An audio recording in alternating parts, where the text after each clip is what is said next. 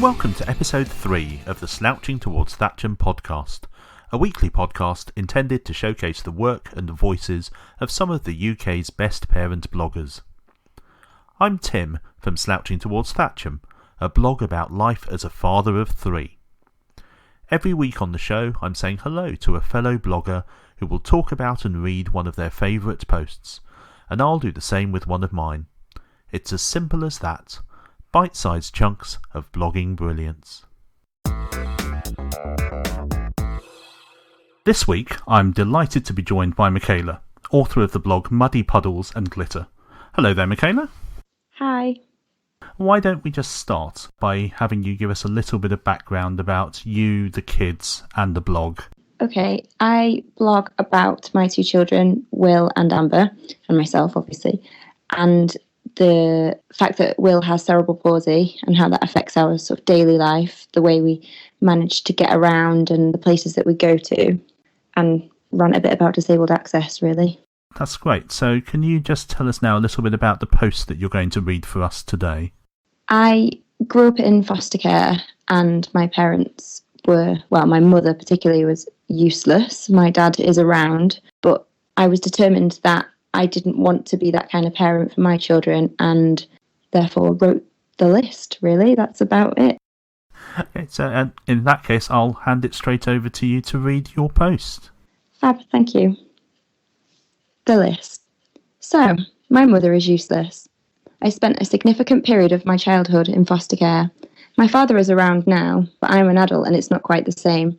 My mother has Munchausen's by proxy, though I'm led to believe this is no longer an accepted diagnosis. Either way, she's not safe to be around my children. My own children have never met her. I would like to say she knows nothing of them, but I suspect that that's not the case. After all, people open their mouths, and Facebook is the enemy of all secrets. There are so many dreadful things my mother has done. I'm sure I will share more as time goes on, but it's safe to say there will be no reconciliation. My dad, well, they separated when I was about 7. She made life difficult for him to see us, but I guess he didn't try hard enough. That's hard for me to stomach, especially since he has moved on, remarried again. He had more children after me, boys. He now has a stepdaughter, and I am his only girl. It's not a jealous feeling, it's a sadness that no words can ever take away.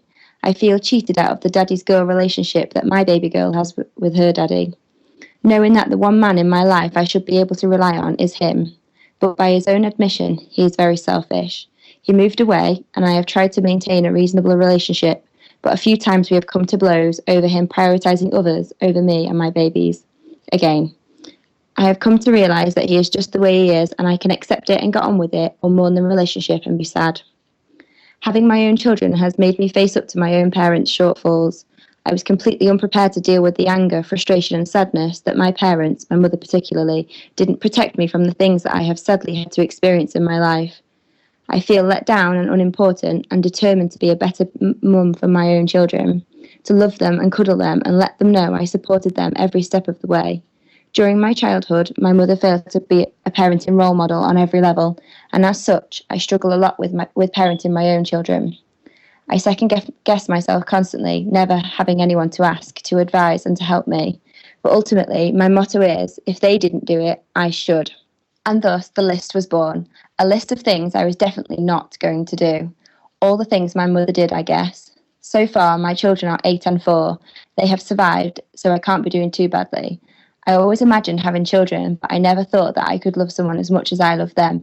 I tell them I love them every day. I cuddle them as often as I can. I record every special moment. I take thousands of pictures and I show them how special they are. And one day, I hope that they realise that even if I wasn't perfect, I tried my best. Thanks so much for reading such an open and honest post for us, Michaela. I'm sure many listeners will be able to associate with having difficult relationships with their parents, or for those of us who had happier childhoods, it will make us appreciate how fortunate we were growing up. So thank you so much for taking the time to join me on this week's podcast. No worries, thanks for having me. If you want to read more of Michaela's writing, go to her blog Muddy Puddles Glitter at muddypuddlesandglitter.com, or follow her on Twitter at Michaela Dalt, that's D-A-L-T. I'll attach links to both those addresses and to the post that she's just read on the show notes over on slouchingtowardsthatcham.com.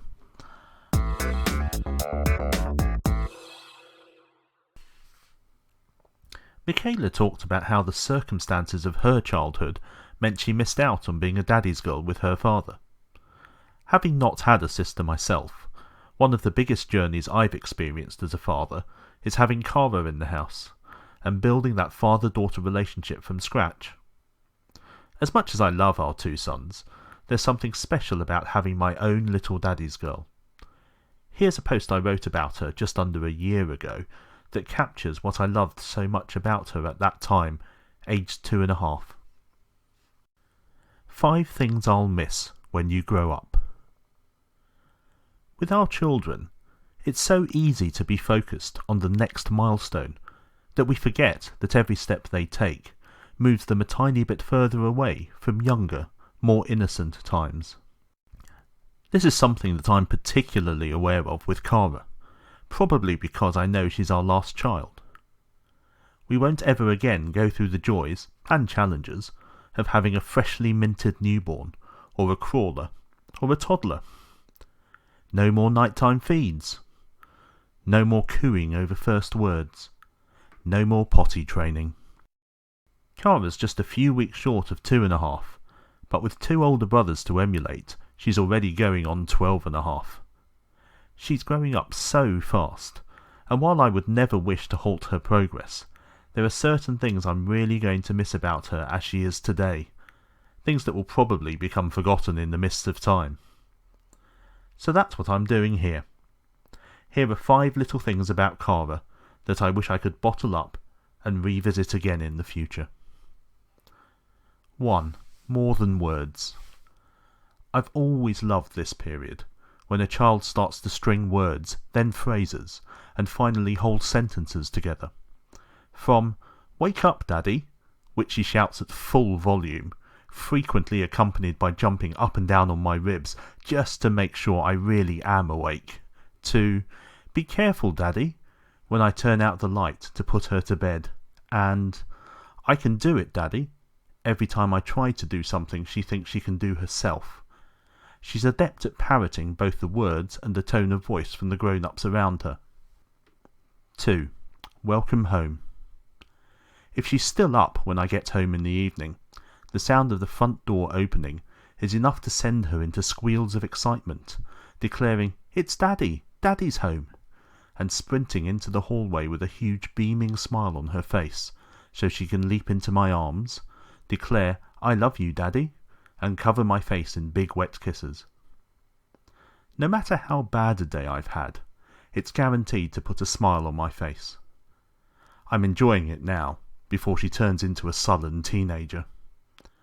I suspect she won't be jumping straight out of the bath and running up and down the hallway shouting, naked baby," forever either.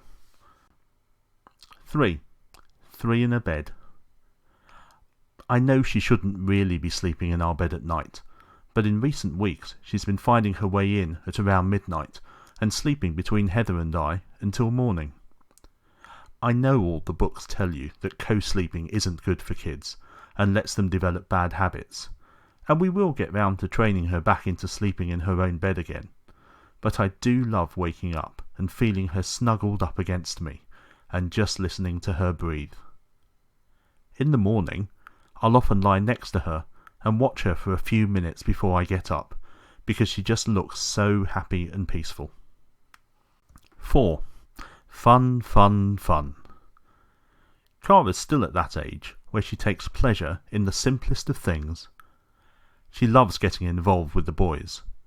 We're so lucky that Isaac and Toby tend to happily include her in their games. She's really starting to understand humour. I love it when she crinkles up her nose and sniggers. And there's nothing quite as exciting as putting a new dress on, and taking it off, and putting another one on, and taking that off and putting the first dress back on again, every 2 minutes. 5. No porcelain doll. Yes, there's the dressing up and the dolls and the other girly stuff she's into, but she's always had a sense of adventure too, and she's robust enough to take her share of knocks and bumps, and to dish them out. I guess that's what comes of living with 2 older brothers. You learn to look after yourself, fight your own corner, and give as good as you get. Mixed in with the girliness is no small amount of physicality and tomboy spirit. As soon as she was able to stand, she used to hurl herself from the third stair or from chairs and just expect to be caught, even if I wasn't actually looking at the time. And now that she's learnt to scoot, she's happy to hurtle downhill at top speed, tumble off at the bottom, and get straight back on again with scraped knees and elbows. She also has the best throwing arm of any of our kids. I'm working on her curveball. I could go on, but those were the first 5 things that popped into my head. No matter how much Cara grows and changes in the future, I'll hopefully always have these memories of her. And she'll always be her daddy's girl.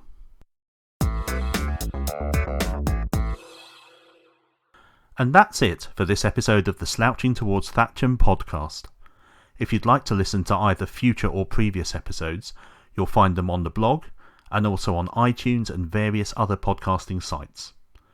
You can follow me on the blog at slouchingtowardsthatcham.com, on Twitter at ThatchamDad, and on various other social media channels. You'll find links to all of the above, plus Michaela's links, in the show notes on the blog. All that remains is for me to say thank you all for listening to this podcast, and hopefully you'll join me again next week. Until then, goodbye.